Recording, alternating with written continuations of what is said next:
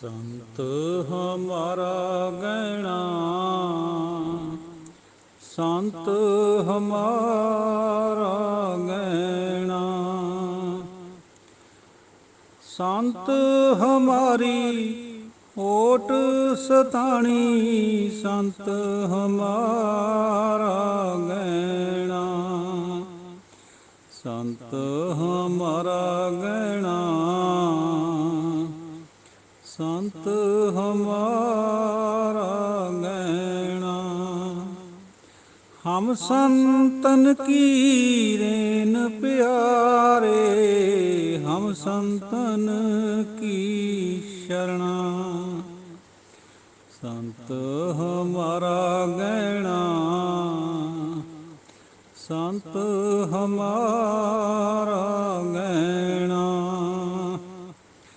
हम संतन स्यों बन आई, पूरब लिखे पाई।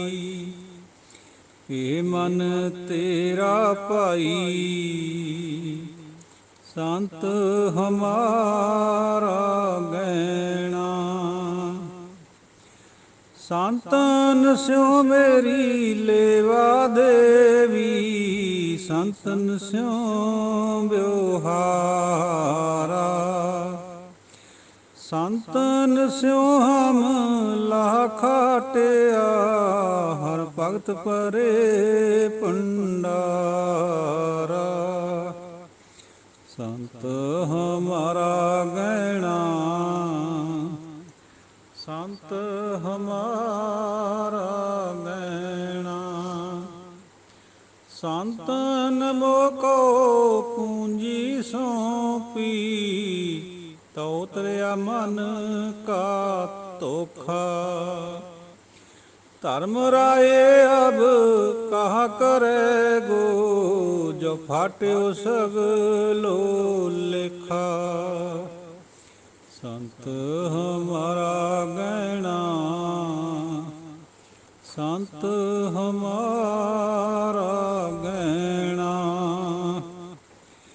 महाआनंद पै सुख पाया, संतन कै प्रसादे।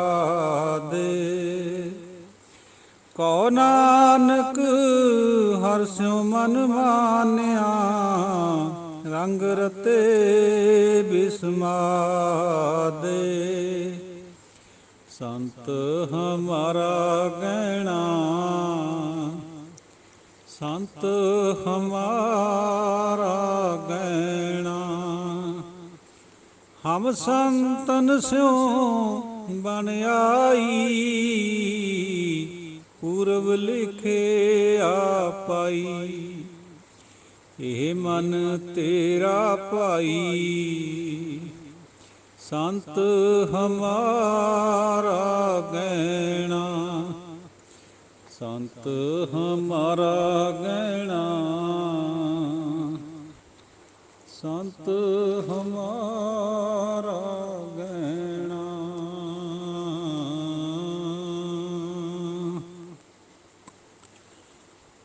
जिह्वा गुरु गोबिंद भजो, करन सुनो हर नाम। कहो नानक सुन रे मना, परै न जम कै धाम।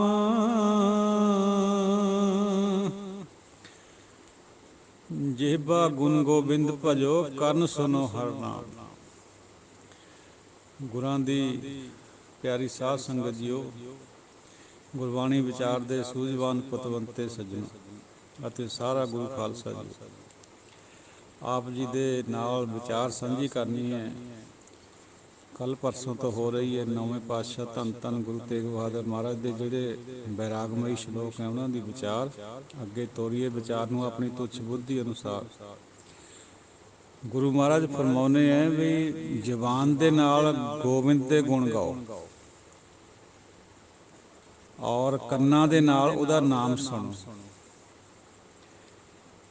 ਜੇ ਇਸ ਤਰ੍ਹਾਂ ਕਰੇਗਾ ਮਨਾ, ਫਿਰ ਤੂੰ ਜਮ ਦੇ ਧਾਮ ਨਹੀਂ ਜਾਏਗਾ, ਜਮਾਂ ਤੋਂ ਛੁਟਕਾਰਾ ਹੋ ਜਾਊਗਾ।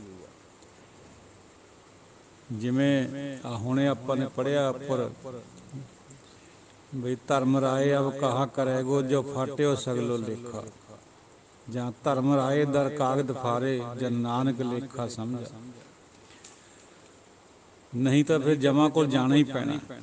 ਸਿਰਫ ਇੱਕੋ ਹੀ ਰਸਤਾ ਹੈ, ਇੱਕੋ ਹੀ ਤਰੀਕਾ ਹੈ, ਹਰੀ ਦਾ ਨਾਮ ਜਪੋ ਜਪਾਓ। ਉਸ ਤੋਂ ਬਿਨਾਂ ਜਮਾਂ ਨੇ ਛੱਡਣਾ ਕੋਈ ਨਹੀਂ। ਪੁੰਨਦਾਨ ਜੋ ਬੀਜਦੇ ਸਭ ਧਰਮ ਰਾਏ ਕਹਿ ਜਾਈ। ਜਿਹੜਾ ਆਪਾਂ ਪੁੰਨਦਾਨ ਇੱਥੇ ਕਰਦੇ ਹਾਂ, ਬੀਜਦੇ ਹੈ, ਇਹਦਾ ਮਤਲਬ ਇਹ ਨਹੀਂ ਹੈ ਵੀ ਸਾਨੂੰ ਇਹ ਛਡਾ ਦੂਗਾ। ਇਹਨੇ ਤਾਂ ਸਾਨੂੰ ਧਰਮ ਰਾਜ ਦੇ ਕੋਲ ਲੈ ਕੇ ਜਾਣਾ ਹੈ। ਮਤਲਬ ਹੈ ਸਾਨੂੰ ਡੰਨ ਲੱਗਣਾ, ਕਿਉਂਕਿ ਹਉਮੈ 'ਚ ਕਰੀ ਵੀ ਕੋਈ ਵੀ ਚੀਜ਼ ਗੁਰਬਾਣੀ ਨੇ ਪ੍ਰਵਾਨ ਨਹੀਂ ਕਰੀ। ਪੁੰਨਦਾਨ ਹਉਮੈ 'ਚੋਂ ਹੁੰਦਾ ਹਮੇਸ਼ਾ। ਹਉਮੈ ਤਿਆਗਣੀ ਹੈ। ਸਾਰਾ ਜਿਹੜਾ ਮੇਨ ਮੁੱਦਾ ਹੈ ਗੁਰਬਾਣੀ ਦਾ ਪਲੈਂਕ ਹੈ, ਉਹ ਹਉਮੈ ਦਾ ਤਿਆਗ ਹੈ। ਅਤੇ ਹਉਮੈ ਦੇ ਵਿੱਚੋਂ ਹੀ ਫਿਰ ਪੁੰਨਦਾਨ ਨਿਕਲਦੇ ਆ, ਜਾਂ ਕਿਰਿਆ ਕਰਮ ਧਰਮ ਨਿਕਲਦਾ। ਇਹ ਛੱਡ ਕੇ ਹਰੀ ਦੇ ਨਾਮ ਨੂੰ ਜਪਣਾ, ਜਿਹਨੂੰ ਆਪਾਂ ਕਹਿੰਦੇ ਹਾਂ ਵਨਨੈਸ ਜਾਂ ਮੋਨਿਜ਼ਮ, ਮੋਨੋਥੀਜ਼ਮ, ਇਹ ਕਰਨੀ ਹੈ। ਬਾਕੀ ਸਭ ਕੁਝ ਛੱਡ ਕੇ ਰੱਬ ਨੂੰ ਭਜਣਾ। ਅਵਰ ਕਾਜ ਤੇਰੇ ਕਿਤੇ ਨਾ ਕਾਮ, ਮਿਲ ਸਾਧ ਸੰਗਤ ਭਜ ਕੇਵਲ ਨਾਮ। ਔਰ ਇਹ ਸੰਗਤ ਦੇ ਵਿੱਚ ਕਰਨਾ ਜੋ ਵੀ ਕਰਨਾ। ਜੋ ਪ੍ਰਾਨੀ ਮਮਤਾ ਤਜੈ ਲੋਭ ਮੋਹ ਅਹੰਕਾਰ, ਕਹੁ ਨਾਨਕ ਆਪਨ ਤਰੈ ਔਰਨ ਲੇਤ ਉਦਾਰ। ਜਿਹੜਾ ਪ੍ਰਾਣੀ ਮਮਤਾ ਲੋਭ ਮੋਹ ਅਹੰਕਾਰ ਨੂੰ ਤਿਆਗ ਦਿੰਦਾ ਹੈ, ਤਿਆਗ ਤਾਂ ਹੋਣਾ ਉਹਦੇ ਹੁਕਮ ਵਿੱਚ ਜੇ ਗੁਰੂ ਕਿਰਪਾ ਕਰੂਗਾ, ਅਦਰਵਾਈਜ਼ ਨਹੀਂ ਤਿਆਗ ਹੁੰਦਾ। ਕਹੁ ਨਾਨਕ ਆਪਨ ਤਰੈ ਔਰਨ ਲੇਤ ਉਦਾਰ। ਉਹ ਆਪ ਵੀ ਤਰ ਜਾਂਦਾ, ਦੂਜਿਆਂ ਦਾ ਵੀ ਉਧਾਰ ਕਰ ਦਿੰਦਾ। ਇਹ ਗੁਰੂ ਮਹਾਰਾਜ ਫਰਮਾਉਂਦੇ। ਭਾਵੇਂ ਆਪਣੇ ਮਨ ਦੇ ਉੱਤੇ ਲਗਾਈ ਹੋਈ ਉਹਨਾਂ ਨੇ ਗੱਲ ਫਸਟ ਪਰਸਨ 'ਚ, ਮਨ ਨੂੰ ਵੈਸੇ ਸੈਕਿੰਡ ਪਰਸਨ ਬਣਾ ਕੇ ਕਹਿ ਰਹੇ ਹੋ, ਤਾਂ ਹੀ ਜਿਹੜੀ ਕਿਰਿਆ ਆ ਰਹੀਆਂ ਉਹ ਬਹੁਵਚਨਕ ਹੈ। ਸਾਧ ਸੰਗਤ ਜੀਓ, ਸਮਝਾ ਸਾਨੂੰ ਰਹੇ ਅਸਲ 'ਚ। ਮਹਾਂਪੁਰਸ਼ਾਂ ਦੀ ਇਹ ਵਡਿਆਈ ਹੁੰਦੀ ਹੈ ਵੀ ਜਿਹੜੀ ਨੈਗੇਟਿਵ ਗੱਲ ਹੈ ਉਹ ਆਪਣੇ ਉੱਪਰ ਲੈ ਲਿਆ ਕਰਦੇ ਹੋ, ਜਿਹੜੀ ਚੰਗੀ ਗੱਲ ਹੈ ਉਹ ਦੂਜੇ 'ਤੇ ਛੱਡ ਦਿੰਦੇ, ਸੰਗਤ ਨੂੰ ਦੇ ਦਿੰਦੇ। ਇਹ ਬੜੀ ਉੱਤਮ ਗੱਲ ਹੁੰਦੀ ਹੈ। ਸੰਸਾਰ ਉਲਟ ਕਰਦਾ, ਸੰਸਾਰ ਆਪਣੀ ਚੰਗੀ ਗੱਲ ਨੂੰ ਆਪਣੇ ਨਾਲ ਜੋੜ ਲੈਂਦਾ, ਮਾੜੀ ਨੂੰ ਪਰਮਾਤਮਾ 'ਤੇ ਜਾਂ ਦੂਜਿਆਂ 'ਤੇ ਸਿੱਟ ਦਿੰਦਾ। ਜਿਉਂ ਸੁਪਨਾ ਅਰ ਪੇਖਣਾ ਐਸੇ ਜਗ ਕੋ ਜਾਨ। ਜਿਵੇਂ ਸੁਪਨਾ ਹੁੰਦਾ, ਕੋਈ ਖੇਲ ਤਮਾਸ਼ਾ ਹੁੰਦਾ, ਜੱਗ ਇਸ ਤਰ੍ਹਾਂ ਹੈ। ਇਹ ਜੱਗ ਧੂਏਂ ਕਾ ਪਹਾੜ। ਬਾਦਰ ਕੀ ਛਾਈ ਸ਼ਬਦ ਵੀ ਆਉਂਦਾ ਗੁਰਬਾਣੀ 'ਚ। ਇਹ ਬੱਦਲਾਂ ਦੀ ਛਾਂ ਹੈ, ਜਾਂ ਬਿਛ ਕੀ ਛਾਵਾਂ ਹੈ, ਮੇਘ ਦੀ ਛਾਵਾਂ ਹੈ ਬੱਦਲਾਂ ਦੀ। ਕਦੇ ਹੁੰਦੀ ਹੈ, ਕਦੇ ਜਦੇ ਹਟ ਜਾਂਦੀ ਹੈ। ਤਾਂ ਇਹ ਸੱਚਾਈ ਨਹੀਂ ਹੈ। ਜਿਹੜਾ ਸੰਸਾਰ ਹੈ ਮਤਲਬ ਇਹ ਸਥਿਰ ਨਹੀਂ ਹੈ, ਇਹਨੇ ਬਿਨਸ ਜਾਣਾ। ਇਨਮੇ ਕਛ ਸਾਚੋ ਨਹੀਂ ਨਾਨਕ ਬਿਨ ਭਗਵਾਨ। ਬਿਨਾਂ ਭਗਵਾਨ ਤੋਂ ਇਹ ਜਿਹੜਾ ਸਾਰਾ ਕੁਛ ਆਪਾਂ ਨੂੰ ਦਿਖਦਾ ਹੈ ਇਹ ਸੱਚਾ ਨਹੀਂ ਹੈ। ਇਹ ਐਗਜ਼ਿਸਟੈਂਸ ਇਹਦੀ ਹੁਣ ਹੈਗੀ ਹੈ, ਲੇਕਿਨ ਕੱਲ੍ਹ ਨੂੰ ਨਹੀਂ ਹੋਏਗੀ। ਇਸੇ ਕਰਕੇ ਮਿਥਿਆ। ਜਿਹੜਾ ਭਗਵਾਨ ਹੈ ਉਹ ਪਰਮਾਰਥਕ ਸੱਚ ਹੈ। ਆਦ ਸੱਚ ਜੁਗਾਦ ਸੱਚ ਹੈ ਵੀ ਸੱਚ, ਨਾਨਕ ਹੋਸੀ ਵੀ ਸੱਚ। ਉਹਨੇ ਹਮੇਸ਼ਾ ਹੀ ਰਹਿਣਾ। ਨਿਸ ਦਿਨ ਮਾਇਆ ਕਾਰ ਨੇ ਪ੍ਰਾਨੀ ਡੋਲਤ ਨੀਤ। ਦਿਨ ਰਾਤ ਮਾਇਆ ਕਰਕੇ ਪ੍ਰਾਣੀ ਭਜਦਾ ਨੱਠਦਾ ਫਿਰਦਾ ਹੈ, ਉੱਦਮ ਕਰਦਾ ਫਿਰਦਾ ਹੈ। ਉੱਦਮ ਤਾਂ ਕਰ ਵੀ ਲਵੇ, ਲੇਕਿਨ ਉੱਦਮ ਦੇ ਨਾਲ ਇਹ ਮਾਇਆ ਦੀ ਜਿਹੜੀ ਇਹਨੂੰ ਖਿੱਚ ਪਈ ਹੋਈ ਹੈ ਉਹ ਖਰਾਬ ਹੈ, ਉਹ ਨਹੀਂ ਠੀਕ ਹੈ। ਉੱਦਮ ਤਾਂ ਚਲੋ ਚੰਗੀ ਗੱਲ ਹੁੰਦੀ ਹੈ। ਕੋਟਨ ਮੈਂ ਨਾਨਕ ਕਹੂ ਨਾਰਾਇਣ ਜਿਸ ਚੀਤ। ਕਰੋੜਾਂ 'ਚੋਂ ਕੋਈ ਇੱਕ ਅੱਧਾ ਹੁੰਦਾ ਜਿਹਦੀ ਨਾਰਾਇਣ ਦੇ ਨਾਲ ਸੁਤਾ ਹੁੰਦੀ, ਜੁੜੀ ਹੋਈ, ਚਿੱਤ ਜੁੜਿਆ ਵਾ ਹੁੰਦਾ। ਬਾਕੀ ਸਾਰੇ ਦੇਖਾ ਦੇਖੀ ਕਰਦੇ ਹੁੰਦੇ, ਸੁਣ ਸੁਣਾ ਕੇ ਕਰਦੇ ਹੁੰਦੇ। ਆਪਣਾ ਮਨ ਨਹੀਂ ਹੁੰਦਾ ਉੱਧਰ ਪੂਰਾ। ਜਿਹਦਾ ਮਨ ਹੋ ਗਿਆ ਉਹ ਤਾਂ ਜਿੱਤ ਗਿਆ ਫਿਰ ਸੰਸਾਰ ਨੂੰ। ਮਨ ਜੀਤੈ ਜਗ ਜੀਤ। ਸਾਧ ਸੰਗਤ ਜੀਓ, ਇਹ ਸ਼ਬਦ ਕੋਟ ਔਰ ਅਸੰਖ ਗੁਰਬਾਣੀ 'ਚ ਬਾਰ-ਬਾਰ ਆਉਂਦੇ। ਅਸੰਖ ਚੋਰ ਹਰਾਮ ਖੋਰ ਸ਼ਬਦ ਜਪਜੀ ਸਾਹਿਬ 'ਚ ਵੀ ਆਉਂਦਾ। ਕੋਟਨ ਸ਼ਬਦ ਬਹੁਤ ਜਗ੍ਹਾ ਆਉਂਦਾ। ਇਹਦੀ ਥੋੜ੍ਹੀ ਜਿਹੀ ਵਿਚਾਰ ਆਪ ਜੀ ਨਾਲ ਸਾਂਝ ਪਾਵਾਂ। ਇਹ ਸ਼ਬਦ ਗਿਣਤੀਵਾਚਕ ਨਹੀਂ ਹੈ ਅਸਲ 'ਚ। ਅਸੰਖ ਤਾਂ ਕਰੋੜਾਂ ਅਰਬਾਂ ਖਰਬਾਂ ਤੋਂ ਵੀ ਬਹੁਤ ਬੜਾ ਹੁੰਦਾ। 19 ਤਾਂ ਆਬਾਦੀ ਹੁਣ ਵੀ ਨਹੀਂ ਹੈ ਸੰਸਾਰ ਦੀ। ਇਹਦਾ ਕੁਛ ਮਤਲਬ ਹੈ ਬੇਤਹਾਸ਼ਾ ਬਹੁਤ ਜ਼ਿਆਦਾ ਹੈ। ਐਸੇ ਤਰ੍ਹਾਂ ਕੋਟਨ ਸ਼ਬਦ ਕਈ ਕੋਟ ਪਾਰ ਬ੍ਰਹਮ ਕੇ ਦਾਸ ਤਿਨ ਹੋਵਤ ਆਤਮ ਪ੍ਰਗਾਸ। ਪਾਰ ਬ੍ਰਹਮ ਦੇ ਦਾਸ ਕਰੋੜਾਂ 'ਚ ਨਹੀਂ ਹੁੰਦੇ, ਵਿਰਲੇ ਹੁੰਦੇ, ਇਹ ਵੀ ਗੱਲ ਗੁਰਬਾਣੀ ਫਰਮਾਉਂਦੀ ਹੈ। ਲੇਕਿਨ ਕੋਟ ਸ਼ਬਦ ਆ ਰਿਹਾ ਬਹੁਤਿਆਂ ਖਾਤਰ, ਅਨੇਕਤਾ ਖਾਤਰ। ਇਹ ਗਿਣਤੀਵਾਚਕ ਨਹੀਂ ਹੈ ਦੋਹੇ ਸ਼ਬਦ। ਕੋਟਨ ਮੈਂ ਨਾਨਕ ਕਉ ਨਾਰਾਇਣ ਜੇ ਚੀਤ। ਬੇਸ਼ੁਮਾਰ ਬੰਦਿਆਂ 'ਚੋਂ ਕੋਈ ਇੱਕ ਅੱਧਾ ਹੁੰਦਾ ਜਿਹਦੀ ਪਰਮਾਤਮਾ ਦੇ ਨਾਲ ਬਣਦੀ ਹੈ, ਚਿੱਤ ਹੁੰਦਾ ਉਹਦਾ ਉੱਧਰ ਲੱਗਿਆ ਹੋਇਆ। ਜੈਸੇ ਜਲ ਤੇ ਬੁੱਧ ਬੁਧਾ ਉਪਜੈ ਬਿਨਸੈ ਨੀਤ। ਜਗ ਰਚਨਾ ਤੈਸੇ ਰਚੀ ਕਉ ਨਾਨਕ ਸੁਨ ਮੀਤ। ਜਿਵੇਂ ਜਲ ਤੋਂ ਬੁਲਬੁਲਾ ਪੈਦਾ ਹੋ ਜਾਂਦਾ ਹੈ ਫਿਰ ਮਿਟ ਜਾਂਦਾ ਹੈ, ਐਸੇ ਤਰੀਕੇ ਨਾਲ ਇਹ ਜੱਗ ਹੈ, ਜਗਤ ਹੈ। ਨੌਵੇਂ ਪਾਤਸ਼ਾਹ ਫਰਮਾਉਂਦੇ ਆ ਵੀ ਮਿੱਤਰਾ ਇਸ ਗੱਲ ਨੂੰ ਸੁਣ ਲੈ, ਉਹ ਮਨ ਮਿੱਤਰ, ਬਈ ਜਲ ਔਰ ਬੁਲਬੁਲੇ ਦਾ ਹਿਸਾਬ ਕਿਤਾਬ ਹੈ। ਬੁਲਬੁਲਾ ਬਣੀ ਜਾਂਦਾ, ਮਿਟੀ ਜਾਂਦਾ। ਇਸ ਗੱਲ ਨੂੰ ਖੋਲ੍ਹਿਆ ਹੈ ਭਾਈ ਨੰਦ ਲਾਲ ਜੀ ਨੇ। ਸਾਧ ਸੰਗਤ ਜੀਓ, ਭਾਈ ਨੰਦ ਲਾਲ ਜੀ ਫਰਮਾਉਂਦੇ ਹੈ, ਮਨ ਯਕ ਮੌਜਮ ਤੂੰ ਬਹਿਰੇ ਬੇਕਰਾਂ। ਫਰਕ ਬਾਸ਼ਦ ਅਜ਼ ਜ਼ਮੀਨੋਂ ਆਸਮਾਂ। ਮਨ ਮੈਨੇ ਮੈਂ, ਇਹ ਫਾਰਸੀ ਹੈ। ਯਕ ਮੈਨੇ ਇੱਕ, ਮੌਜਮ ਮੌਜ, ਬਹਿਰ ਸਮੁੰਦਰ, ਬੇਕਰਾਂ ਇਨੋਰਮਸ ਬਹੁਤ ਵੱਡਾ, ਵਿਸਿਆਰ ਮਹਿਮਤ। ਭਾਈ ਨੰਦ ਲਾਲ ਜੀ ਦੱਸ ਰਹੇ ਹੈ ਵੀ ਮੈਂ ਇੱਕ ਮੌਜ ਹੈ, ਇਹ ਵਾਹਿਗੁਰੂ ਜੀ ਉਹ ਤੂੰ ਬਹੁਤ ਵੱਡਾ ਸਮੁੰਦਰ ਹੈ। ਫਰਕ ਵਾਸ਼ਦ ਅਜ਼, ਫਰਕ ਇੰਨਾ ਹੈ ਜਿੰਨਾ ਜ਼ਮੀਨ ਅਸਮਾਨ ਦਾ। ਭਾਵੇਂ ਮੈਂ ਵੀ ਤੇਰੀ ਉਹ ਹੋਂਦ ਹੈ, ਮੈਂ ਤੇਰੇ ਕਰਕੇ ਹੀ ਹੈ। ਮੈਂ ਬੁਲਬੁਲਾ ਹੈ, ਤੂੰ ਸਾਗਰ ਹੈ। ਮੈਂ ਮੌਜ ਹੈ ਯਾਨੀ ਲਹਿਰ ਹੈ, ਵੇਵ ਹੈ, ਤੂੰ ਸਮੁੰਦਰ ਹੈ। ਪਰ ਫਿਰ ਵੀ ਫਰਕ ਬਹੁਤ ਹੈ ਜਿੰਨਾ ਜ਼ਮੀਨ ਅਸਮਾਨ 'ਚ। ਆਪਾਂ ਗੁਰਬਾਣੀ ਪੜ੍ਹ ਕੇ ਕਈ ਦਫਾ ਇਸ ਤਰ੍ਹਾਂ ਦਾ ਵੀ ਆਭਾਸ ਹੁੰਦਾ ਵੀ ਨਾਨਕ ਲੀਨ ਭਇਓ ਗੋਬਿੰਦ ਸਿਉ ਜਿਉ ਪਾਣੀ ਸੰਗ ਪਾਣੀ। ਇਹ ਉਹ ਅਵਸਥਾ ਜਦੋਂ ਆਤਮਾ ਪਰਮਾਤਮਾ ਦੇ ਵਿੱਚ ਲੀਨ ਹੋ ਜਾਂਦੀ ਹੈ। ਲੇਕਿਨ ਭਾਈ ਨੰਦ ਲਾਲ ਜੀ ਫਰਮਾਉਂਦੇ ਵੀ ਫਰਕ ਫਿਰ ਵੀ ਬਹੁਤ ਹੈ। ਤੂੰ ਵੱਡਾ ਹੀ ਰਹਿਣਾ, ਅਸੀਂ ਛੋਟੇ ਰਹਿਣਾ। ਕਾਹੀ ਨੇ ਘਾਈ ਘਾਹ ਖੋਤਣਾ। ਅਸੀਂ ਕਿੱਡੇ ਹੀ ਵੱਡੇ ਹੋ ਜਾਈਏ, ਤੂੰ ਸਾਨੂੰ ਕਿੱਡਾ ਹੀ ਵੱਡਾ ਬਣਾ ਦੇ, ਅਸੀਂ ਤਾਂ ਵੀ ਤੇਰੇ ਚਰਨਾਂ ਦੇ ਦਾਸ ਬਣ ਕੇ ਹੀ ਰਹਾਂਗੇ। ਦੂਜੇ ਸ਼ੇਰ 'ਚ ਫਰਮਾਉਂਦੇ ਆ, ਮੌਜੋ ਦਰਿਆ ਗਰਚੇ ਦਰਮਾਇਨੀ ਅਕੇਸਤ। ਲੇਕ ਅੰਦਰ ਈਨੋ ਆ ਫਰਕੇ ਵਿਸ਼ੇਸ਼। ਭਾਈ ਨੰਦ ਲਾਲ ਜੀ ਫਰਮਾਉਂਦੇ ਆ, ਮੌਜੋ ਦਰਿਆ ਗਰਚੇ, ਭਾਵੇਂ ਕਿ ਦਰਿਆ ਦੀ ਮੌਜ ਅਸਲ ਵਿੱਚ ਦਰਿਆ ਦੇ ਨਾਲ ਇੱਕ ਮਿੱਕ ਹੈ ਯਕੇਸਤ। ਭਾਵੇਂ ਦੋਹੇ ਇੱਕ ਮਿੱਕ ਹੈ, ਲੇਕ ਅੰਦਰ ਈਨੋ ਆ, ਲੇਕਿਨ ਫਿਰ ਵੀ ਦੋਹਾਂ ਦੇ ਵਿੱਚ ਫਰਕ ਹੈ ਵਿਸ਼ੇਸ਼, ਬਹੁਤ ਜ਼ਿਆਦਾ ਵਿਸ਼ੇਸ਼ ਫਰਕ ਹੈ।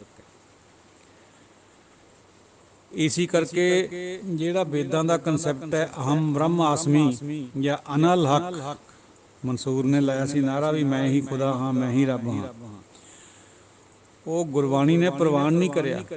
ਭਾਵੇਂ ਕਿ ਉਹਦਾ ਰੂਪ ਹੋ ਜਾਂਦਾ, ਵਿੱਚ ਮਿਲ ਜਾਂਦਾ, ਲੇਕਿਨ ਉਹ ਰੱਬ ਨਹੀਂ ਬਣਦਾ ਕਦੇ ਵੀ। ਰੱਬ ਬਣਨਾ ਜਾਂ ਰੱਬ ਵਰਗਾ ਬਣਨਾ ਦੋਹੇ ਅਲੱਗ ਅਲੱਗ ਚੀਜ਼ਾਂ। ਉਹ ਤਾਂ ਇੱਕੋ ਹੀ ਇੱਕ ਹੈ। ਉਹਦੇ ਵਿੱਚ ਸਮਾ ਸਕਦੇ ਹਾਂ। ਸਮੁੰਦਰ ਦੇ ਵਿੱਚ ਵੇਵ ਸਮਾ ਸਕਦੀ ਹੈ, ਦਰਿਆ ਸਮਾ ਸਕਦਾ, ਲੇਕਿਨ ਸਮੁੰਦਰ ਨਹੀਂ ਬਣਦਾ। ਹਾਂਜੀ ਸਾਧ ਸੰਗਤ ਜੀਓ, ਬੰਦ ਕਰਨਾ ਭੁੱਲ ਗਿਆ ਸੀ ਦਸ ਰਸ 'ਚ, ਫਿਰ ਵਿੱਚ ਫੋਨ ਨੇ ਡਿਸਟਰਬੈਂਸ ਕਰੀ, ਦੁਬਾਰਾ ਤੋਂ ਸ਼ੁਰੂ ਕਰਿਆ। ਤਾਂ ਗੁਰੂ ਮਹਾਰਾਜ ਨੇ ਜੋ ਸਿੱਖਿਆ ਦਿੱਤੀ ਹੈ ਉਹਨੂੰ ਦਾਨੇ ਖੋਲ੍ਹਦੇ ਹੈ। ਸਾਨੂੰ ਸਾਡੀ ਬੁੱਧੀ ਅਲਪ ਹੈ, ਸਾਨੂੰ ਸਿੱਧੀ ਸਮਝ ਨਹੀਂ ਲੱਗਦੀ ਗੁਰਬਾਣੀ ਦੀ। ਜਦੋਂ ਕੋਈ ਦਾਨੇ ਜਿਵੇਂ ਭਾਈ ਗੁਰਦਾਸ ਜੀ ਹੈ, ਭਾਈ ਨੰਦ ਲਾਲ ਜੀ ਹੈ, ਉਹ ਖੋਲ੍ਹਦੇ ਹੈ ਗੱਲ ਨੂੰ, ਫਿਰ ਸਮਝ ਆ ਜਾਂਦੀ ਹੈ। ਤਾਂ ਭਾਈ ਨੰਦ ਲਾਲ ਜੀ ਨੇ ਕਿਹਾ ਨਾ ਵੀ ਚੂੰ ਅਨਲ ਹੱਕ ਬਰ ਜ਼ੁਬਾਂ ਇਜ਼ਹਾਰ ਕਰਦ, ਸ਼ਰਾ ਆਮ ਮਨਸੂਰ ਰਾਬ ਬਰਦਾਰ ਕਰਦ। ਜੇ ਕੋਈ ਮਨਸੂਰ ਦੀ ਤਰ੍ਹਾਂ ਅਨਲ ਹੱਕ ਦਾ ਨਾਰਾ ਲਾਊਗਾ ਜ਼ੁਬਾਨ ਤੋਂ, ਫਿਰ ਉਹਨੂੰ ਫਾਂਸੀ ਮਿਲਦੀ ਹੈ। ਦੇਖ ਲਓ, ਸੂਲੀ 'ਤੇ ਬਿਠਾਇਆ ਗਿਆ। ਫਿਰ ਉਹ ਨਹੀਂ ਕਹਿਣਾ ਚਾਹੀਦਾ ਇਸ ਤਰ੍ਹਾਂ, ਕਿਉਂਕਿ ਬੰਦੇ ਦੀ ਪਾਇਆ ਹੀ ਨਹੀਂ ਹੈ ਵੀ ਉਹ ਆਪਣੇ ਆਪ ਨੂੰ ਰੱਬ ਕਹੇ। ਭਾਵੇਂ ਉਹਦਾ ਰੂਪ ਹੋ ਜਾਂਦਾ, ਸਾਰੇ ਗੁਣ ਉਹੀ ਹੋ ਜਾਂਦੇ, ਉਸ ਤਰ੍ਹਾਂ ਦਾ ਹੀ ਹੋ ਜਾਂਦਾ, तो लेकिन बंदा रब है ये गल ठीक नहीं है। ये ਉਹਦਾ ਜਿਹੜਾ ਸ਼ੰਕਰਾਚਾਰੀਆ ਦਾ ਸਿਧਾਂਤ ਹੈ ਉਹਦੇ ਮੁਤਾਬਕ ਹੈ ਇਹ ਗੱਲ, ਉਹ ਠੀਕ ਨਹੀਂ ਮੰਨਦੀ ਗੁਰਬਾਣੀ ਉਹਨੂੰ। ਇੱਥੇ ਰਾਮਾਨੁਜ ਦਾ ਜਿਹੜਾ ਵਿਸ਼ਿਸ਼ਟ ਅਦਵੈਤਵਾਦ ਹੈ ਉਹ ਲਾਗੂ ਹੁੰਦਾ ਹੈ ਬਈ ਉਹਦਾ ਰੂਪ ਜੋ ਜ਼ਰੂਰ ਹੋ ਜਾਂਦਾ ਹੈ, ਗੁਣ ਉਹੀ ਆ ਜਾਂਦੇ, ਸਾਰਾ ਸਰਗੁਣ ਉਹੀ ਹੁੰਦਾ ਹੈ, ਨਿਰਗੁਣ ਵਾਲਾ ਰੂਪ, ਪਰੰਤੂ ਫਿਰ ਵੀ ਉਹ ਰੱਬ ਨਹੀਂ ਹੋ ਸਕਦਾ। ਇਹ ਬਾਤ ਹੈ। ਤੋ ਸਾਧ ਸੰਗਤ ਜੀ ਅੱਗੇ ਤੋਰੀਏ ਵਿਚਾਰ ਨੂੰ। ਜੋ ਸੁਖ ਕੋ ਚਾਹੇ ਸਦਾ ਸਰਨ ਰਾਮ ਕੀਲੇ, ਕਹੋ ਨਾਨਕ ਸੁਨ ਰੇ ਮਨਾ ਦੁਰਲਭ ਮਾਨਕ ਦੇ। ਜੇ ਹਮੇਸ਼ਾ ਵਾਸਤੇ ਸੁੱਖ ਚਾਹੁੰਦਾ ਹੈ, ਆਨੰਦ ਚਾਹੁੰਦਾ ਹੈ, ਇਹ ਦੁਨੀਆ ਵਾਲੇ ਸੁੱਖ ਦੀ ਗੱਲ ਨਹੀਂ ਕਰ ਰਹੇ ਗੁਰੂ ਮਹਾਰਾਜ। ਇਹ ਸੁੱਖ ਸ਼ਬਦ ਹਾਲਾਂਕਿ ਬਿਨਾਂ ਔਂਕੜ ਤੋਂ ਆ ਰਿਹਾ ਹੈ, ਲੱਗਦਾ ਪ੍ਰਤੀਤ ਇਹ ਦਿੰਦਾ ਹੈ ਵੀ ਇਹ ਸ਼ਾਇਦ ਬਹੁਤਿਆਂ ਸੁੱਖਾਂ ਦੀ ਗੱਲ ਹੋ ਰਹੀ ਹੈ, ਬਹੁਵਚਨਕ ਹੈ। ਨਹੀਂ, ਇਸ ਤਰ੍ਹਾਂ ਦੀ ਗੱਲ ਨਹੀਂ ਹੈ, ਕਿਉਂਕਿ ਅੱਗੇ ਸੰਬੰਧਕ ਆ ਰਿਹਾ ਕਉ, ਜੋ ਸੁਖ ਕਉ, ਸੰਬੰਧਕ ਦਾ, ਦੇ, ਦੀ, ਕੋ, ਕਉ, ਨਜ਼ਦੀਕ, ਉੱਪਰ, ਹੇਠ, ਸਭ ਸੰਬੰਧਕ ਹੁੰਦੇ। ਫਿਰ ਜਿਹੜਾ ਨਾਉਨ ਹੁੰਦਾ ਉਹਦਾ ਔਂਕੜ ਉੜ ਜਾਂਦਾ ਗੁਰਬਾਣੀ ਦੀ ਲਿਖਤ ਵਿੱਚ। ਜੋ ਸੁਖ ਕੋ ਚਾਹੇ ਸਦਾ, ਜੇ ਤੂੰ ਇਸ ਆਨੰਦ ਨੂੰ ਸਦਾ ਵਾਸਤੇ ਚਾਹੁੰਦਾ ਹੈ ਤਾਂ ਰਾਮ ਦੀ ਸ਼ਰਨ ਲੈ ਲੈ। ਕਿਸੇ ਕਰਮ ਧਰਮ ਨੇ ਤੇਰਾ ਕੰਮ ਨਹੀਂ ਦੇਣਾ। ਇਹ ਜਿਹੜੀ ਮਨੁੱਖਾ ਦੇਹੀ ਹੈ ਇਹ ਬਹੁਤ ਦੁਰਲੱਭ ਹੈ, ਨਾਯਾਬ ਹੈ। ਗੁਰੂ ਜੀ ਫਰਮਾਉਂਦੇ ਵੀ ਇਹਨੂੰ ਰਾਮ ਦੇ ਨਾਲ ਜੋੜ ਦੇ, ਫਿਰ ਤੈਨੂੰ ਆਨੰਦ ਮਿਲੇਗਾ। ਮਾਇਆ ਕਾਰਨ ਧਾਵ ਹੀ ਮੂਰਖ ਲੋਕ ਅਜਾਨ। ਮੂਰਖ ਅਣਜਾਣ ਲੋਕ ਮਾਇਆ ਦੇ ਕਰਕੇ ਹੀ ਨੱਠ ਭੱਜ ਕਰਦੇ ਹਨ। ਕਹੋ ਨਾਨਕ ਬਿਨ ਹਰ ਭਜਨ ਬਿਰਥਾ ਜਨਮ ਸਿਰਾਨ। ਹਰੀ ਦੇ ਭਜਨ ਤੋਂ ਬਿਨਾਂ ਗੁਰੂ ਜੀ ਫਰਮਾਉਂਦੇ ਆ ਵੀ ਜਨਮ ਬਿਰਥਾ ਜਾ ਰਿਹਾ, ਬੀਤ ਰਿਹਾ, ਇਹਨੂੰ ਚੰਗੇ ਆਹਾਰ 'ਚ ਲਗਾ ਲੈ। ਜੋ ਪ੍ਰਾਨੀ ਨਿਸ ਦਿਨ ਭਜੈ ਰੂਪ ਰਾਮ ਤਿਹ ਜਾਨ। ਜਿਹੜਾ ਪ੍ਰਾਣੀ ਦਿਨ ਰਾਤ ਪਰਮਾਤਮਾ ਨੂੰ ਭਜਦਾ ਹੈ, ਉਹਨੂੰ ਯਾਦ ਕਰਦਾ, ਉਹਦਾ ਸਿਮਰਨ ਕਰਦਾ, ਉਹ ਰਾਮ ਦਾ ਰੂਪ ਹੈ।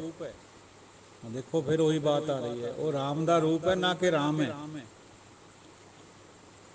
ਜੋ ਪ੍ਰਾਨੀ ਨਿਸ ਦਿਨ ਭਜੈ ਰੂਪ ਰਾਮ ਤਿਹ ਜਾਨ, ਉਹ ਰਾਮ ਦਾ ਰੂਪ ਬਣ ਜਾਂਦਾ। ਹਰ ਜਨ ਹਰ ਅੰਤਰ ਨਹੀਂ ਨਾਨਕ ਸਾਚੀ ਮਾਂ। ਫਿਰ ਹਰੀ ਦੇ ਜਨ ਔਰ ਹਰੀ ਦੇ ਵਿੱਚ ਕੋਈ ਅੰਤਰ ਨਹੀਂ ਰਹਿ ਜਾਂਦਾ ਗੁਣਾ ਕਰਕੇ। ਇਹ ਗੱਲ ਨੂੰ ਸੱਚੀ ਕਰਕੇ ਮੰਨ ਲਓ ਬਈ ਉਹ ਦੋਹੇ ਇੱਕ ਹੋ ਜਾਂਦੇ, ਲੇਕਿਨ ਫਿਰ ਵੀ ਉਹਨੂੰ ਇਹ ਨਹੀਂ ਕਹਿਣਾ ਵੀ ਤੂੰ ਰੱਬ ਹੈ। ਇਹ ਫਿਰ ਖਾਮ ਖਿਆਲੀ ਹੈ।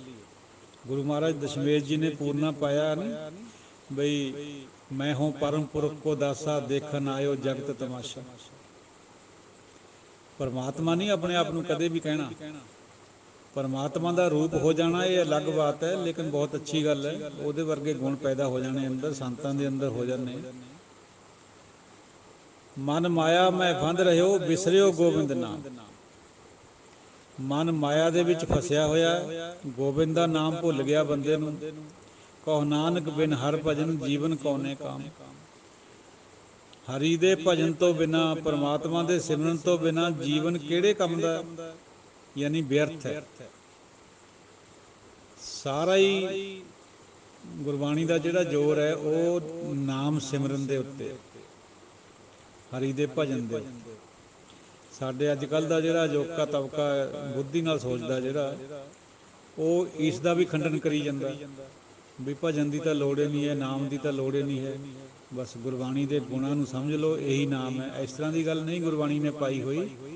ਗੁਰਬਾਣੀ ਤਾਂ ਬਾਰ ਬਾਰ ਫਰਮਾ ਰਹੀ ਹੈ ਵੀ ਭਜਨ ਕਰੋ, ਨਾਮ ਜਪੋ, ਸਿਮਰਨ ਕਰੋ। ਗੁਰਬਾਣੀ ਨੇ ਹੀ ਤਾਂ ਨਾਮ ਅੰਦਰ ਪੈਦਾ ਕਰਨਾ। ਗੁਰਬਾਣੀ ਵਰਤੀ ਜਗ ਅੰਤਰ ਇਸ ਬਾਣੀ ਤੇ ਹਰਨਾਮ ਪਾਇੰਦਾ।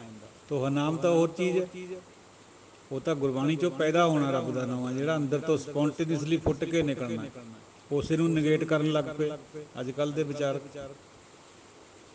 ਗੁਰਬਾਣੀ ਉੱਤਮ ਚੀਜ਼ ਹੈ, ਗੁਰਬਾਣੀ ਵੀ ਰਤਨ ਹੈ, ਨਾਮ ਵੀ ਰਤਨ ਹੈ। ਗੁਰਬਾਣੀ ਰਤਨ ਚੋਂ ਹੀ ਨਾਮ ਰਤਨ ਪੈਦਾ ਹੋਣਾ ਹੈ, ਔਰ ਕਿਸੇ ਵਕਤ ਉਸੇ ਨਾਮ ਰਤਨ ਚੋਂ ਗੁਰਬਾਣੀ ਪੈਦਾ ਹੋਈ ਹੋਈ ਹੈ। ਇਹ ਦੋਨੋਂ ਇੱਕ ਮਿੱਕ ਹੈ, ਓਤ ਪੋਤ ਹੈ, ਅਲੱਗ ਨਹੀਂ ਸਮਝਣੇ, ਲੇਕਿਨ ਪਰਸਨੈਲਿਟੀ ਜਿਵੇਂ ਜਿਵੇਂ ਹੈ ਉਸ ਤਰ੍ਹਾਂ ਉਹਨੂੰ ਡੀਲ ਕਰਨਾ। ਪ੍ਰਾਨੀ ਰਾਮ ਨਾ ਚੇਤਈ ਮਦ ਮਾਇਆ ਕੈ ਅੰਧ। ਕਹੋ ਨਾਨਕ ਹਰ ਭਜਨ ਬਿਨ ਪਰਤ ਤਾਹੇ ਜਮ ਫੰਦ। ਪ੍ਰਾਣੀ ਰਾਮ ਨੂੰ ਯਾਦ ਨਹੀਂ ਕਰਦਾ, ਮਦ ਮਾਇਆ 'ਚ ਫਸਿਆ ਹੋਇਆ, ਅੰਨਾ ਬਣਿਆ ਹੋਇਆ। ਗੁਰੂ ਸਾਹਿਬ ਫਰਮਾਉਂਦੇ ਹੈ ਵੀ ਇਹ ਭਜਨ ਤੋਂ ਬਿਨਾਂ, ਹਰੀ ਦੇ ਭਜਨ ਤੋਂ ਬਿਨਾਂ ਜਮਾਂ ਦੀ ਬੰਦ ਪੈਣੀ ਓ ਪੈਣੀ। ਹੁਣ ਇਹ ਸੰਸਾਰ ਹੈ ਜਿਹੜਾ, ਇਹਨੇ ਭਗਤੀ ਨੂੰ ਵਿਗਾੜ ਲਿਆ ਹੋਇਆ। ਪੰਡਿਤ ਨੇ ਔਰ ਵੇਦਾਂ ਨੇ ਤਾਂ 9 ਪ੍ਰਕਾਰ ਦੀ ਭਗਤੀ ਕਹਿ ਦਿੱਤੀ, ਲੇਕਿਨ ਗੁਰਬਾਣੀ ਫਰਮਾਉਂਦੀ ਹੈ ਵੀ ਭਗਤੀ ਤਾਂ ਇੱਕੋ ਹੀ ਹੈ ਜਿਹੜੀ ਸਰੈਂਡਰ ਆਫ ਮਾਈਂਡ ਐਂਡ ਬੁੱਧੀ ਹੈ। ਬਾਕੀ ਭਗਤੀਆਂ ਤਾਂ ਹੋਛੀਆਂ। ਹੋਛੀ ਭਗਤੀ ਕਬੀਰ ਜੀ ਫਰਮਾਉਂਦੇ ਕੰਮ ਨਹੀਂ ਕਰਦੀ ਹੈ। ਭਗਤੀ ਇੱਕੋ ਹੀ ਹੈ, ਇੱਕ ਦੀ, ਪਰਮਾਤਮਾ ਦੀ, ਜਾਂ ਗੁਰੂ ਦੀ ਇੱਕੋ ਗੱਲ ਹੈ, ਗੁਰੂ ਔਰ ਪਰਮਾਤਮਾ, ਤੇ ਉਹਦੇ ਗੁਣਾਂ ਦੀ, ਮਨ ਔਰ ਬੁੱਧੀ ਨੂੰ ਸਰੈਂਡਰ ਕਰਕੇ, ਨਾ ਕਿ ਉਹਨੂੰ ਚੜਾਵੇ ਚੜਾ ਕੇ। ਚੜਾਵੇ ਠੀਕ ਹੈ, ਜਦੋਂ ਮਨ ਪ੍ਰਸੰਨ ਹੁੰਦਾ ਆਪਾਂ ਗੁਰੂ ਨੂੰ ਕੁਛ ਨਾ ਕੁਛ ਜਦੋਂ ਮਿਲਣ ਜਾਂਦੇ ਹਾਂ ਤਾਂ ਚੜਾਉਂਦੇ ਹਾਂ, ਕੋਈ ਚੀਜ਼ ਚੜਾਉਣੀ ਵੀ ਚਾਹੀਦੀ ਹੈ, ਲੇਕਿਨ ਆਹੀ ਚੀਜ਼ ਬਾਹਰਲੀ ਫਕੜ ਲਈ, ਜਿਹੜਾ ਗੱਲ ਅਸਲ ਵਿੱਚ ਹੈ ਉਹ ਛੱਡ ਦਿੱਤੀ ਹੈ। ਅਸਲ ਵਿੱਚ ਤਾਂ ਇਹ ਹੈ ਵੀ ਅਸੀਂ ਇੱਕ ਦੇ ਨਾਲ ਜੁੜਨਾ ਹੈ, ਏਕਾ ਵਨਨੈਸ ਕਰਨੀ ਹੈ। ਫਿਰ ਅਸੀਂ ਸਮਝਦੇ ਹਾਂ ਵੀ ਸ਼ਾਇਦ ਇਸ ਨੂੰ ਚੜਾਵਾ ਚੜਾ ਕੇ ਖੁਸ਼ ਹੋ ਜਾਊਗਾ, ਇਸ ਏਕਣ ਨਹੀਂ ਖੁਸ਼ ਹੁੰਦਾ। ਉਹ ਤਾਂ ਮਨ ਚਾਹੁੰਦਾ ਹੈ ਵੀ ਮਨ ਮੈਨੂੰ ਦੇ, ਮਨ ਦੇ ਰਾਮ ਲਿਆ ਹੈ ਮੋਹ। ਮਨ ਤੋਂ ਬਿਨਾਂ ਭਾਵੇਂ ਕਰੋੜਾਂ ਰੁਪਏ ਚੜਾ ਦਿਓ, ਇਸ ਨੂੰ ਨਹੀਂ ਉਹਨੇ ਮੰਨਣਾ ਹੈ। ਤੋ ਸਾਧ ਸੰਗਤ ਜੀਓ, ਸੁੱਖ ਮੈਂ ਬਹੁਤ ਸੰਗੀ ਪਏ, ਦੁੱਖ ਮੈਂ ਸੰਗ ਨਾ ਕੋਈ। ਸੁੱਖਾਂ ਦੇ ਵਿੱਚ ਤਾਂ ਬਹੁਤ ਸੰਗੀ ਬਣ ਜਾਂਦੇ, ਕੋਲ ਕੋਲ ਨੂੰ ਆਉਨੇ ਸਭ, ਜਦ ਦੁੱਖ ਪੈਂਦਾ ਕੋਈ ਨਹੀਂ ਖੜਦਾ, ਫਿਰ ਸਭ ਛੱਡ ਜਾਂਦੇ।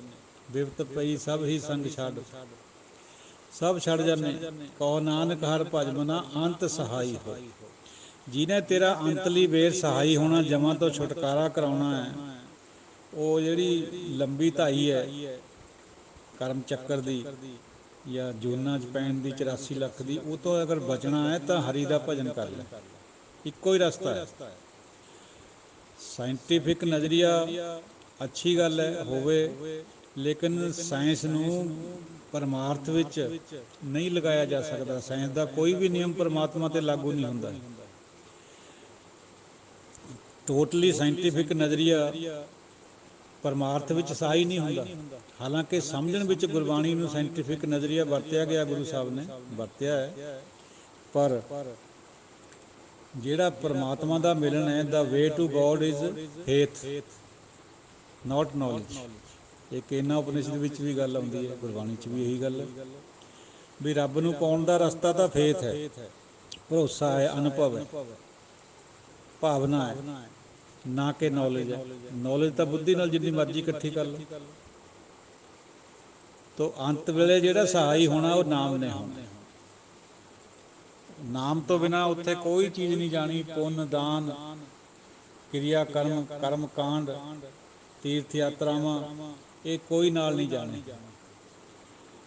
ਕਰਮ ਧਰਮ ਅਗਰ ਏਕੇ 'ਚੋਂ ਨਿਕਲਦਾ ਹੈ, ਇੱਕ ਦੇ ਨਿਮਿੱਤ ਕਰਿਆ ਜਾਂਦਾ, ਫਿਰ ਉਹ ਠੀਕ ਹੈ। ਜਿਵੇਂ ਹੁਣ ਸੰਗਤ ਦੀ ਸੇਵਾ ਉੱਥੇ ਏਕਾ ਵਰਤ ਰਿਹਾ ਹੁੰਦਾ ਹੈ, ਉਹ ਕਰਮ ਧਰਮ ਠੀਕ ਹੈ। ਜੇ ਕੋਈ ਬੰਦਾ ਤੀਰਥ ਯਾਤਰਾ ਕਰਦਾ ਹੈ ਏਕਾ ਸਮਝ ਕੇ, ਫਿਰ ਉਹ ਵੀ ਠੀਕ ਹੈ। ਗੱਲ ਤਾਂ ਪਿੱਛੇ ਸਾਰੀ ਭਾਵਨਾ ਦੀ। ਜਿਵੇਂ ਸੰਸਾਰ ਕਰਦਾ ਹੈ ਉਹ ਠੀਕ ਨਹੀਂ ਹੈ। ਕੋਈ ਬੰਦਾ ਇਸ ਤਰ੍ਹਾਂ ਜਾਂਦਾ ਤੀਰਥ ਦੇ ਉੱਤੇ ਵੀ ਸਾਡੇ ਗੁਰੂ ਸਾਹਿਬਾਨ ਦੇ ਚਰਨ ਪਏ ਵੀ, ਉੱਥੇ ਜਾ ਕੇ ਹੋਰ ਭਾਵਨਾ ਬਣੂਗੀ, ਹੋਰ ਅੰਦਰ ਉਤਸ਼ਾਹ ਪੈਦਾ ਹੋਊਗਾ, ਉਹ ਠੀਕ ਹੈ, ਉਹ ਏਕਾ ਹੈ। ਏਕੇ ਤੋਂ ਅਗਰ ਡੁਐਲਿਟੀ ਵਿੱਚ ਕਰਦੇ ਹਾਂ ਆਪਾਂ ਸਭ ਕੁਛ, ਵੀ ਨਹਾ ਧੋ ਕੇ ਸਭ ਕੁਛ ਪਾਪ ਕੱਢ ਜੂਗੇ, ਜਿਵੇਂ ਸਾਡੇ ਕੁਛ ਭਰਾਵਾਂ ਦਾ ਵਿਸ਼ਵਾਸ ਹੈ ਦੂਜੇ ਧਰਮਾਂ ਅਨੁਮਤੀਆਂ ਦਾ, ਐਸੀ ਗੱਲ ਨੂੰ ਗੁਰਬਾਣੀ ਨੇ ਪ੍ਰਵਾਨ ਨਹੀਂ ਕਰਿਆ। ਤੋ ਸਾਧ ਸੰਗਤ ਜੀਓ, ਅੱਜ ਦੀ ਵਿਚਾਰ ਇੱਥੇ ਹੀ ਸਮਾਪਤੀ ਹੈ। ਬਾਕੀ ਥੋੜ੍ਹੀ ਜਿਹੀ ਵਿਚਾਰ ਹੋਰ ਕਰਕੇ ਫਿਰ ਵਿਦਾਈ ਲਵਾਂਗੇ ਆਪ ਜੀ ਤੋਂ। ਭਾਈ ਨੰਦ ਲਾਲ ਜੀ ਸ਼ੇਖ ਸਾਦੀ ਭਾਵੇਂ ਗੁਰਮਤਿ ਵਿੱਚ ਨਹੀਂ ਹੈ, ਪਰ ਉਹਨਾਂ ਦੇ ਵਿਚਾਰ ਬਹੁਤ ਉੱਤਮ ਹੈ। ਕਿਉਂਕਿ ਹਰ ਧਰਮ ਦੇ ਵਿੱਚ ਮਹਾਂਪੁਰਸ਼ ਪੈਦਾ ਹੋਏ ਔਰ ਹੋ ਰਹੇ ਹੈ, ਹੋਣਗੇ ਵੀ। ਜਿਹੜੇ ਗੁਰਬਾਣੀ ਦੇ ਵਿੱਚ ਭਗਤ ਸਾਹਿਬਾਨ ਬੈਠੇ ਉਹ ਕਿਹੜੇ ਸਿੱਖ ਸੀਗੇ? ਬਾਬਾ ਰਵਿਦਾਸ ਜੀ, ਬਾਬਾ ਨਾਮਦੇਵ ਜੀ, ਜੈਦੇਓ ਜੀ, ਰਾਮਾਨੰਦ ਜੀ, ਕਬੀਰ ਜੀ, ਸਧਨਾ ਜੀ, ਤਰਲੋਚਨ ਜੀ, ਇਹ ਕਿਹੜੇ ਸਿੱਖ ਸੀਗੇ? ਸੋ ਇਹਦੇ ਨਾਲ ਧਰਮ ਦਾ ਕੋਈ ਤਾਲੁਕ ਨਹੀਂ ਹੈ। ਇਹ ਤਾਂ ਜਿਹਦੇ ਪਰ ਉਹਦੀ ਕਿਰਪਾ ਵਰਸ ਗਈ ਉਹਨੇ ਆਪਣੇ ਨਾਲ ਲਾ ਲੈਣਾ, ਉਹਨੂੰ ਸੰਤ ਬਣਾ ਦੇਣਾ। तो शेख सादी फरमाने हैं भी 3 चीज़ों को बंद कर लै, चश्मों बंद, लब्बा बंद, गोशो बंद। तू ये 3 चीज़ां किहड़ियां? चश्मों मैंने अखां, अखां नूं बंद कर लै, लबा लब बुल्लां नूं कहने, जबान नूं बंद कर लै, गोशो बंद, गोशो कहने फारसी दे विच कन्नां नूं, कन्नां नूं बंद कर लै, निंदिया ना सुन, सच सुन। इन्हां नूं जे तू बंद कर लेंगा, शेख सादी कहंदा है बई फिर मेरे पर 100 लाहनतां पाई जे तैनूं रब दा झलकारा ना मिले। मतलब है जरूर मिलूगा। हुण जे आपां इहनूं शब्दां दे मगर जाइए ਤਾਂ ਸ਼ਬਦ ਤਾਂ ਕਹਿੰਦੇ ਵੀ ਅੱਖਾਂ ਨੂੰ ਬੰਦ ਕਰ ਲਓ, ਅੱਖਾਂ ਮੀਚ ਕੇ ਕੋਈ ਬਹਿ ਜਾਵੇ, ਕੰਨਾਂ 'ਚ ਉਂਗਲੀਆਂ ਪਾ ਲਵੇ, ਜ਼ੁਬਾਨ ਤੋਂ ਨਾ ਬੋਲੇ, ਮੌਨ ਧਾਰ ਲਵੇ, ਜਿਵੇਂ ਅੱਜ ਕੱਲ੍ਹ ਲੋਕਾਂ ਨੇ ਪਖੰਡ ਬਣਾਇਆ ਹੋਇਆ ਪਹਿਲਾਂ ਤੋਂ ਚੱਲਿਆ ਆ ਰਿਹਾ, ਚੁੱਪੇ ਚੁੱਪ ਨਾ ਹੋਵੇ ਜੇ ਲਾਏ ਰਹਾ ਲਿਵਤਾਰ, ਜਿਹਦਾ ਖੰਡਨ ਕਰਿਆ ਗੁਰੂ ਨਾਨਕ ਪਾਤਸ਼ਾਹ ਨੇ। ਤੋ ਜੇ ਇਹਨਾਂ 3 ਨੂੰ ਬੰਦ ਕਰ ਲੂਗੇ ਫਿਰ ਕਿਆ ਹੋਣ ਲੱਗਾ? ਜੇ ਅੱਖਰੀ ਅਰਥ ਲਗਾਈਏ, ਨਹੀਂ ਇਹਦੇ ਅੱਖਰਾਂ ਮਗਰ ਨਹੀਂ ਜਾਣਾ, ਇਹਦੇ ਮਗਰ ਜਿਹੜਾ ਬਿਹਾਈਂਡ ਦਾ ਲਾਈਨ ਬਾਤ ਹੈ ਉਹ ਸਿੱਖਣੀ। ਅੱਖਾਂ ਦੇ ਨਾਲ ਬੁਰਾ ਨਹੀਂ ਤੱਕਣਾ, ਚੰਗਾ ਤੱਕਣਾ, ਗੁਰੂ ਦੇ ਦਰਸ਼ਨ, ਸੰਗਤ ਦੇ ਦਰਸ਼ਨ ਕਰਨੇ, ਗੁਰਮੁਖਾਂ ਦੇ ਦਰਸ਼ਨ ਕਰਨੇ, ਨਾ ਕਿ ਜਿਹੜਾ ਸੰਸਾਰ ਦੇ ਵਿੱਚ ਦੂਜਾ ਚੱਲ ਰਿਹਾ ਉਹਦੇ ਕਰਨੇ। ਤੋ ਲਬਾਂ ਨੂੰ ਵੀ ਬੰਦ ਕਰਨਾ, ਲਬਾਂ ਲਬ ਮੀਨਸ ਬੁੱਲ, ਜ਼ਬਾਨ ਨੂੰ ਬੰਦ ਰੱਖਣਾ, ਪਰ ਮੌਨ ਨਹੀਂ ਧਾਰ ਲੈਣਾ। ਜ਼ਬਾਨ ਦੇ ਨਾਲ ਤਾਂ ਉਹਦੇ ਗੁਣ ਗਾਉਣੇ, ਸਗੋਂ ਜਿਹੜਾ ਜ਼ਬਾਨ ਰੁੱਖਾ ਬੋਲਦੀ ਹੈ, ਨਿੰਦਿਆ ਕਰਦੀ ਹੈ, ਉੱਧਰ ਤੋਂ ਰੋਕਣਾ ਇਹਨੂੰ। ਐਸੇ ਤਰੀਕੇ ਨਾਲ ਕੰਨ ਹੈ, ਨਾਮ ਤਾਂ ਸੁਣਨਾ ਹੈ, ਗੁਰਬਾਣੀ ਸੁਣਨੀ ਹੈ, ਇਹ ਤਾਂ ਸਾਨੂੰ ਹਦਾਇਤ ਹੈ, ਲੇਕਿਨ ਬੰਦ ਕਾਹਤੋਂ ਕਰਨਾ ਹੈ? ਨਿੰਦਿਆ ਚੋਰੀ ਚੁਗਲੀ ਵਗੈਰਾ ਸੁਣਨੇ ਤੋਂ, ਚੋਰੀ ਕਰਨੇ ਤੋਂ, ਨਿੰਦਿਆ ਸੁਣਨੇ ਤੋਂ ਕੰਨ ਬੰਦ ਕਰ ਲੈਣੇ। ਤੋ ਜੇ 3 ਚੀਜ਼ਾਂ ਇਹ ਬੰਦਿਆਂ ਤੂੰ ਕਰ ਲੇਗਾ ਤਾਂ ਫਿਰ ਤੈਨੂੰ ਰੱਬ ਦਾ ਝਲਕਾਰਾ ਜੇ ਨਾ ਮਿਲੇ, ਸ਼ੇਖ ਸਾਦੀ ਕਹਿੰਦਾ ਹੈ ਵੀ ਮੇਰੇ ਉੱਪਰ ਲਾਹਨਤਾਂ ਪਾ ਦੀ ਫਿਰ। ਮਤਲਬ ਹੈ ਤੈਨੂੰ ਜ਼ਰੂਰ ਉਹਦੀ ਝਲਕ ਮਿਲੇਗੀ। ਤੋ ਬਾਤਾਂ ਤਾਂ ਉਹੀ ਹੈ, ਲੈਂਗੁਏਜ ਦਾ ਫਰਕ ਹੁੰਦਾ ਹੈ, ਕਹਿਣ ਦਾ ਅੰਦਾਜ਼ ਹੋਰ ਹੁੰਦਾ। ਗੁਰਬਾਣੀ ਦੀਆਂ ਬਾਤਾਂ ਇਹ ਵੀ ਤਾਂ ਵੀ ਅੱਖਾਂ ਨੂੰ ਬੁਰਾ ਨਾ ਦੇਖ, ਅੱਖਾਂ ਨਾਲ, ਕੰਨਾਂ ਨਾਲ ਬੁਰਾ ਨਾ ਸੁਣ, ਔਰ ਜ਼ਬਾਨ ਤੋਂ ਬੁਰਾ ਨਾ ਬੋਲ, ਫਿੱਕਾ ਨਾ ਬੋਲ, ਇੱਕ ਫਿੱਕਾ ਨਾ ਗਲਾਏ ਸਭਨਾ ਮੈਂ ਸੱਚਾ ਧਣੀ। ਗੱਲ ਉਹੀ ਹੁੰਦੀ ਹੈ, ਲੈਂਗੁਏਜ ਦਾ ਫਰਕ ਹੁੰਦਾ, ਕਹਿਣ ਦੇ ਅੰਦਾਜ਼ ਦਾ ਫਰਕ ਹੁੰਦਾ। ਤੋ ਸਾਧ ਸੰਗਤ ਜੀਓ, ਥੋੜ੍ਹੀ ਜਿਹੀ ਵਿਚਾਰ ਜਨਰਲ ਵਿਚਾਰ ਹੈ ਜਿਹੜੀ ਆਪਾਂ ਨੂੰ ਜ਼ਿੰਦਗੀ 'ਚ ਕੰਮ ਦੇਣੇ ਵਾਲੀ ਹੈ। ਇਹ ਜਾਣਦੇ ਹੋਏ ਵੀ ਜਿਹੜੇ ਬਾਕੀ ਦਾ ਪੱਛਮ ਦਾ ਸਾਹਿਤ ਹੈ ਜਾਂ ਉਹਨਾਂ ਦੇ ਜਿਹੜੇ ਖਿਆਲਾਤ ਹੈ ਉਹ ਵੀ ਉਸ ਤਰ੍ਹਾਂ ਹੀ ਹੈ, ਲੇਕਿਨ ਕਹਿਣ ਦੇ ਫਰਕ, ਅੰਦਾਜ਼ ਵਿੱਚ ਫਰਕ ਹੁੰਦਾ। ਜਿਵੇਂ ਕਿਸੇ ਦਾ ਇਹ ਗੱਲ ਕਹਿਣੀ, van you R alone mind your thoughts, ਜਦ ਤੁਸੀਂ ਇਕੱਲੇ ਹੁੰਦੇ ਆ ਤਾਂ ਆਪਣੇ ਜਿਹੜੇ ਵਿਚਾਰ ਹੈ ਉਹਨਾਂ ਵੱਲ ਖਿਆਲ ਕਰੋ। ਮਤਲਬ ਹੈ ਪਰਮਾਤਮਾ ਦਾ ਖਿਆਲ ਕਰੋ, ਇੱਕ ਦਾ ਖਿਆਲ ਕਰੋ। Van you are with your friends mind your ਟੰਗ, ਜਦ ਤੁਸੀਂ ਆਪਣੇ ਮਿੱਤਰਾਂ ਦੇ ਨਾਲ ਹੈ, ਆਪਣੇ ਮਿੱਤਰਾਂ ਦੇ ਕੋਲ ਬੈਠੇ ਹੈ, ਤਾਂ ਆਪਣੀ ਜ਼ੁਬਾਨ ਨੂੰ ਬਹੁਤ ਧਿਆਨ ਦੇ ਨਾਲ ਬੋਲੋ, ਕੋਈ ਗਲਤ ਸ਼ਬਦ ਨਾ ਬੋਲੋ ਜਿਹੜਾ ਮਿੱਤਰਾਂ ਨੂੰ ਚੁੱਭ ਜਾਏ। ਮਤਲਬ ਹੈ ਮਾਈਂਡ ਕਰੋ ਆਪਣੀ ਟੰਗ ਨੂੰ, ਸੋਚੋ ਵਿਚਾਰੋ, ਬਹੁਤ ਸੋਚ ਕੇ ਬੋਲੋ ਮਿੱਤਰਾਂ ਦੇ ਵਿੱਚ। When you are angry then mind your temper, ਜਦ ਤੁਸੀਂ ਗੁੱਸੇ ਵਿੱਚ ਹੁੰਦੇ ਆ ਤਾਂ ਤੁਸੀਂ ਆਪਣੇ ਟੈਂਪਰ ਦਾ ਖਿਆਲ ਕਰੋ, ਕਿਤੇ ਗੁੱਸੇ ਦੇ ਵਿੱਚ ਆਪੇ ਤੋਂ ਬਾਹਰ ਤਾਂ ਨਹੀਂ ਹੋ ਗਏ। Van you are in A group mind your behaviour, ਜਦ ਤੁਸੀਂ ਕਿਸੇ ਗਰੁੱਪ 'ਚ ਹੈ ਤਾਂ ਆਪਣੇ ਜਿਹੜਾ ਤੁਹਾਡਾ ਵਿਵਹਾਰ ਹੈ ਉਹਨੂੰ ਮਾਈਂਡ ਕਰੋ, ਉਹਦਾ ਖਿਆਲ ਰੱਖੋ, ਕਿਤੇ ਵਿਹਾਰ ਦੇ ਨਾਲ ਤੁਸੀਂ ਗਰੁੱਪ ਦੇ ਵਿੱਚ ਆਪਣੇ ਆਪ ਨੂੰ ਉਹਨਾਂ ਤੋਂ ਦੂਰ ਨਾ ਕਰ ਲਿਓ ਕੋਈ ਐਸਾ ਵਿਹਾਰ ਕਰਕੇ। ਅਤੇ ਅਗਲੀ ਗੱਲ ਹੈ van you are in trouble mind your emotions, ਜਦ ਤੁਸੀਂ ਵਿਪਤਾ ਵਿੱਚ ਹੈ ਤਾਂ ਆਪਣੇ ਇਮੋਸ਼ਨਸ ਨੂੰ ਕੰਟਰੋਲ ਰੱਖੋ, ਉਹਨਾਂ ਦਾ ਖਿਆਲ ਕਰੋ, ਜਜ਼ਬਾਤਾਂ ਦਾ। ਜੇ ਉਸ ਟਾਈਮ ਜਜ਼ਬਾਤ ਗੜਬੜ ਕਰ ਗਏ ਫਿਰ ਡਿਪਰੈਸ਼ਨ ਤੱਕ ਦੀ ਨੌਬਤ ਆ ਸਕਦੀ ਹੈ, ਸੁਈਸਾਈਡ ਤੱਕ ਦੀ ਨੌਬਤ ਆ ਸਕਦੀ ਹੈ। ਸਾਨੂੰ ਪੂਰਨੇ ਪਾਏ ਹੈ ਗੁਰੂ ਸਾਹਿਬਾਨਾਂ ਨੇ, 2 ਸਾਹਿਬਜ਼ਾਦੇ ਆਪਣੀਆਂ ਅੱਖਾਂ ਦੇ ਸਾਹਮਣੇ ਸ਼ਹੀਦ ਕਰਾ ਕੇ ਸ੍ਰੀ ਚਮਕੌਰ ਸਾਹਿਬ ਉੱਥੋਂ ਰੁਖਸਤ ਹੋਏ। ਫਿਰ ਸਰਹੰਦ ਤੋਂ ਖਬਰ ਮਿਲ ਗਈ ਵੀ 2 ਛੋਟੇ ਸਾਹਿਬਜ਼ਾਦੇ ਨੀਵਾਂ ਦੇ ਵਿੱਚ ਹੋ ਗਏ। ਜਿਹੜੇ ਆਪਣੀ ਜਾਨ ਤੋਂ ਪਿਆਰੇ ਸਿੰਘ ਸੀ ਉਹ ਲੜਾਈ ਦੇ ਮੈਦਾਨ ਵਿੱਚ ਸ਼ਹੀਦ ਹੋ ਚੁੱਕੇ। ਫਿਰ ਵੀ ਚੜ੍ਹਦੀ ਕਲਾ ਵਿੱਚ ਮਾਛੀਵਾੜੇ ਦੇ ਜੰਗਲਾਂ 'ਚ ਪੈਣਾ, ਆਪਣੇ ਆਪ ਨੂੰ ਇਨਫੀਰੀਅਰ ਉਹਦੇ 'ਚ ਨਾ ਲੈ ਜਾਣਾ, ਡਿਪਰੈਸ਼ਨ 'ਚ। ਇਹ ਚੜ੍ਹਦੀ ਕਲਾ, ਇਹ ਸਾਨੂੰ ਸਿਖਾਈ ਹੈ ਗੁਰੂ ਸਾਹਿਬ ਨੇ ਵੀ when you are in trouble mind your emotions, when God starts blessing you mind your ego. ਜਦੋਂ ਪਰਮਾਤਮਾ ਸਾਡੇ ਉੱਤੇ ਕਿਰਪਾ ਕਰਨ ਲੱਗ ਜਾਵੇ ਤਾਂ ਆਪਣੀ ਈਗੋ ਨੂੰ ਖਿਆਲ ਰੱਖੋ, ਕੰਟਰੋਲ 'ਚ ਰੱਖਿਓ। ਕਿਤੇ ਆਏ ਨਾ ਸਮਝ ਲਿਓ ਵੀ ਹੁਣ ਇਹ ਮੇਰੇ ਕਰਕੇ ਹੀ ਹੈ ਸਾਰਾ ਕੁਛ, ਮੇਰੇ ਪ੍ਰਯਾਸਾਂ 'ਤੇ ਹੈ। ਨਹੀਂ ਨਹੀਂ ਨਹੀਂ, ਇਹੀ ਗੱਲ ਗੁਰਬਾਣੀ ਦਾ ਥੋਟ ਹੈ, ਗੱਲ ਕਹਿਣ ਦਾ ਹੀ ਢੰਗ ਹੈ।